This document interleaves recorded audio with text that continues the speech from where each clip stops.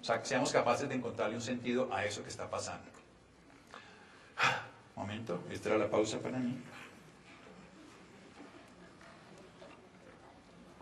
Es un trabajo de Masaru Emoto, es un japonés que le dio por coger las aguas y cristalizarlas a través de un método muy sencillo.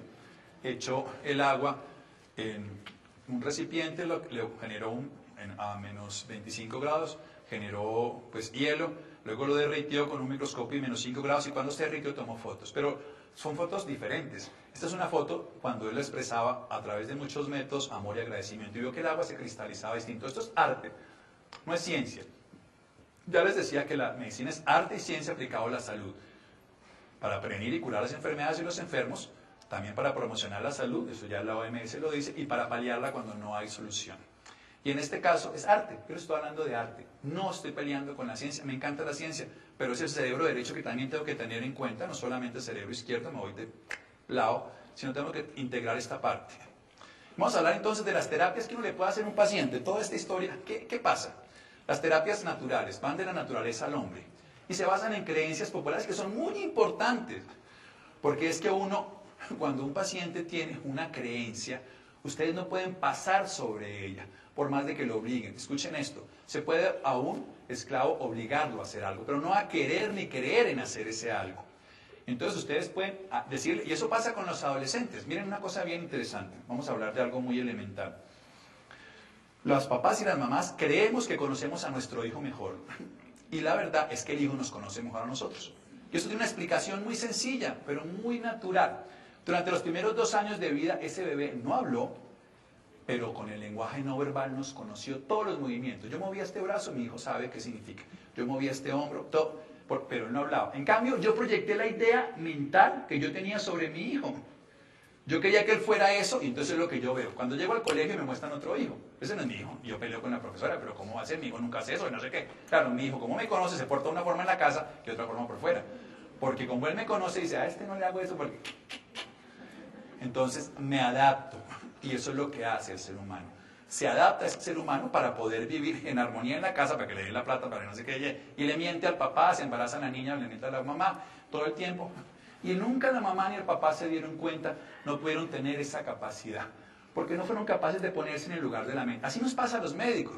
Le damos órdenes médicas, así se llama, que me parece demasiado soberbio cuando nosotros escribimos órdenes médicas. ¿Y por qué no hablamos más bien de menú de opciones? Contémosle, estemos de acuerdo, veamos qué puede hacer. Uno en el otro lugar, ¿qué haría? Muchas veces hoy en día esa actitud cada vez se está dando más. Estas son las opciones, discutámosla, veámosla, es posible, mire, esto es una jartera, en realidad esto es así, esto no es así. Entonces, si no pasamos nosotros en comprender lo que esa persona piensa, por más órdenes y por más actitudes y por más cosas, la persona no va a estar de acuerdo con nosotros, o no será la terapia, o le funcionará menos aunque suene extraño. Entonces hay que entender las creencias del pueblo para poder trabajar con esos pacientes. Las terapias naturales son empíricas, llegan con la historia de la humanidad. Igea y Panacea, las dioses griegas, todo lo que trabajó la higiene en ese nombre, por ejemplo, Hipócrates, el padre de la medicina, claro, son empíricas totalmente. Pero son distintas. Ustedes van al Perú, son unas creencias distintas, son Colombia, otras. Y entonces uno, cuando llega a un sitio distinto, le toca conocer qué hacen ahí. Cuando íbamos nosotros a hacer terapias, por ejemplo, al Chocó, entonces nos juntábamos con el curandero del pueblo y yo hablaba con él. Cuénteme usted qué hace, Bueno, por aquí me meto. Si no, nada hacemos. Y están las dietas, es la famosa frase de Hipócrates, que tu alimento sea tu medicina, que tu medicina sea tu alimento. Uno puede sanar con la comida. Por supuesto, la comida para mí también tiene que tener otros aspectos sensoriales. La comida sí es muy sana, pero es muy fea, estética y de sabor es muy tóxica. O sea, acabo de decir algo. Si la comida puede ser muy sana, biológica, pero si estética, sensorialmente y desde el punto de vista gustativo es fea, nos hace también mucho daño. Hay que integrar, a veces hay que, como les digo, pecar y rezar. Aunque suene extraño, si alguien aquí de la religión me perdona, estoy hablando de medicina. Múltiples variedades de dietas. La fitoterapia, que es el empleo de plantas en terapéutica física y psicológica. La mayoría de la gente utiliza las plantas y les olvida que las investigaciones, por ejemplo el Taxol, que hoy en día ya es preparado específicamente en un laboratorio, salió de la corteza de un árbol de hace muchos años de México. Muchas plantas se han investigado, como el anamú, que es la petiveria, que se ha utilizado, por ejemplo, en Cuba para linfomas y algunos tumores de tipo neurológico. Pues no solamente las plantas funcionan, y utilizar plantas a veces consideramos que todo lo natural es bueno. La cicuta envenena, si no me pregúntale a Sócrates. Cuando uno se toma un veneno, de naturaleza o no, también es tóxico. Entonces, técnicamente, la fitoterapia es útil como complemento. Hay una que es muy conocida aquí en Colombia, pero está proscrita, que es la cannabis sativa, y se utiliza cuando yo estaba en España, la marihuana. La utilizábamos nosotros, no los médicos, sino con los pacientes, aclaro, para retirarle las náuseas. Tiene un efecto muy poderoso como antiemético y es útil. Es bueno utilizarla, pero como medicina. Es que la mayoría de las medicinas, como el opio, pues, o sea, los derivados, son tóxicos, pero utilizados como medicina son buenas. La famosa frase que le dicen en farmacología, nada es veneno, todo es veneno, depende de dosis y vía de administración. Entonces, como lo utilicemos es adecuado. Entonces, la fitoterapia es muy buena, pero no le recomiendo ya a los pacientes. Yo hice una investigación cuando estaba haciendo una pasantía en el Cancerológico de Bogotá en el año 91, y yo encontré que los pacientes hacían 11 terapias cuando tenían cáncer. 11. El médico decía, él está haciendo quimio, radio y cirugía, por ejemplo. Sí, pero el paciente estaba yendo a Oaxaca. Eso es una terapia para él, esa es su creencia, y es válido. Está yendo donde algún médico como yo, bioenergético, está tomando esto, está haciendo esta dieta, está tomando agüita de borojó, o en esa época era el borojó lo que se utilizaba, y el anamú. Hoy en día se utiliza el noni, se utilizan otras plantas, ahora llegó el sri. Eso va cambiando siempre de acuerdo a la tendencia al comercio. Pero esas plantas funcionan. Pero el paciente tiene varias terapias a las cuales le pone mucha fuerza. Y recordemos, por ejemplo, gracias Espíritu Santo por los favores recibidos. Las terapias espirituales también funcionan. Y ese paciente está recibiendo muchas cosas. Es bueno que se lo consulte al médico. Yo siempre le digo, a mí me aburre ser la amante suya, señora, o el amante. Dígaselo a su médico que está viniendo acá. Con el tiempo vamos a estar bien. Pero no le cuento nada. Y a veces hay cosas que se contraindican. Por ejemplo, hay medicamentos naturales que se utilizan mucho como el ginkgo biloba, pero el ginkgo biloba tiene un efecto antiagregante y puede producir hemorragias cerebrales si no es capaz de ser utilizado si utiliza aspirina y ginkgo biloba ya no es bueno para uno llegar a ser un sangrado cerebral, y es natural, perfecto. Y podemos utilizar, por ejemplo, N-acetilcisteína, que se utiliza mucho, y doxorubicina, que ahora lo van a dar una investigación en el cáncer de seno, y ahorita que le inhibe los efectos a la doxorubicina y le están dando un remedio, no le da efectos secundarios, pero tampoco le da efectos naturales, o sea, esenciales de la curación. Esta es una de las más sencillas, la hidroterapia, el uso de agua en la salud a través de limpiezas o ponerlos afuera con masajes.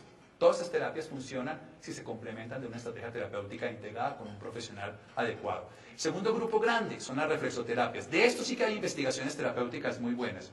A través de los años, la acupuntura ha logrado integrarse con los sistemas occidentales. Y uno, por ejemplo, en Francia hay más acupunturistas que médicos oficiales, esto es real, que médicos generales. Y la acupuntura sigue siendo muy válida hoy en día con todo el conocimiento occidental para muchas patologías, pero no para curar el cáncer, pero sí para complementar la terapia integral de ese paciente, para manejar, por ejemplo, la ansiedad.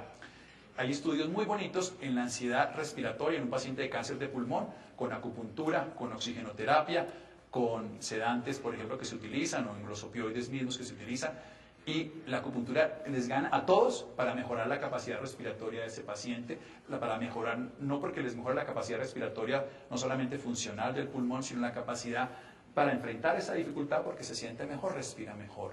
Y si uno es capaz de poner acupuntura y le ponen, por ejemplo, Tai Chi, que es un método oriental que el occidente ya está conociendo, de aprender a manejar lo duro con lo blando, o sea, aprender a relajarse, esos pacientes respiran mucho mejor. Todo eso hoy en occidente existe, pero porque hay que hacerlo a escondidas el amante, no, eso hay que integrarlo. Ya en la Fundación Santa Fe hacemos cosas, ya en algunas clínicas estamos haciendo, esto hay que ponerlo al mismo nivel, sin olvidar que es el paciente el único objetivo esencial de nuestra terapia. Y si ustedes lo hacen, cuéntoselo a su terapeuta. ¿Para qué? Para que él aprenda, pero también para que él de pronto diga, no me haga eso, no quiero que le haga nada porque estamos en una investigación, un estudio, no le vaya a dar nada porque no sabemos qué funciona. Listo, nos ponemos todos del mismo lado.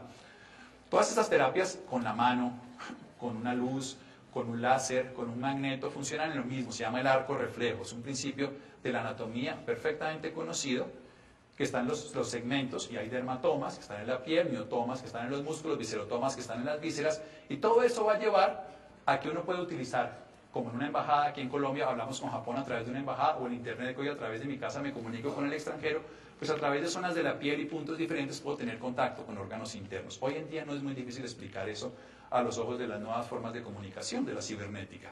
¿Y qué es la terapia biológica? Es el uso específico de la célula, la nutrición celular. Se pueden hacer estímulos de orden químico, como es la comida. Ese es el mayor elemento para trabajar. Pero también hay otras, como es la procaína, que son estímulos de un anestésico local a dosis muy baja, que lo que hace es repolarizar la membrana celular, o la terapia con oligoelementos, dosis mínimas, por ejemplo, de selenio. Se sabe que las dietas bajas en selenio favorecen tumores como el de próstata, también el de seno, el de tiroides, el de pulmón y el de, se me olvidó otro, bueno, un linfoma, 5 tipos de tumores. Pero si comemos demasiado selenio también se nos caen los cascos, a las vacas y a los humanos las uñas.